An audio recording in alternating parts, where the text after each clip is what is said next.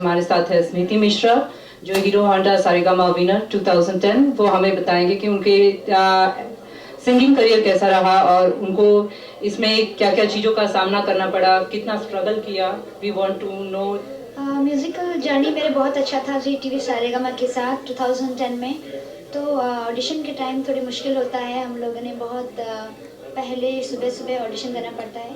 तो it's nice experience. Audition हो जाने के बाद जब हम एक बार शो में आ जाते हैं तो दो स्केड्यूल थोड़ा हेक्टिक रहता है, लेकिन फिर भी एक अनफॉरगेटेबल जर्नी था मेरे लिए, और ये मेरे लिए हमेशा ये जर्नी हमेशा याद रहेगा मुझे।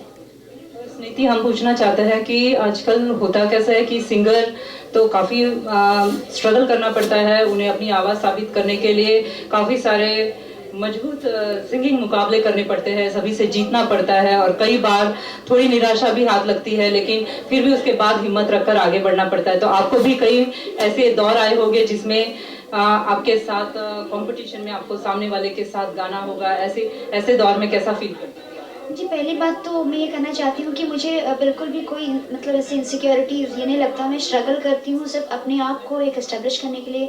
It's not just only a playback but also एक ओवरऑल म्यूजिशियन के हिसाब से इंडियन क्लासिकल, जैज़, सारी म्यूज़िक में अपने आप को एक एस्टेब्लिश करने के लिए कर रही हूँ। तो कोई एक पर्टिकुलर जॉनर या किसी एक सिंगर के साथ मेरी कोई ऐसी कॉम्पिटिशन नहीं है। शो में हम लोगों के हमारा एक कॉम्पिटिशन था, लेकिन मेरी ऐसी एक मनसा थी कि मैं शो भले जीतूँ या ना जीतूँ, लेकिन कुछ सीखने को मुझे मिला। तो वो एक माइंडसेट था कि कुछ सीख के जाऊँ, और अपने आप के साथ ज़्यादा कंपटीशन था मेरा। जितने भी दिन रही मैं मेरी कोशिश यही थी कि मैं अपने आप को जितना निखार सकूँ।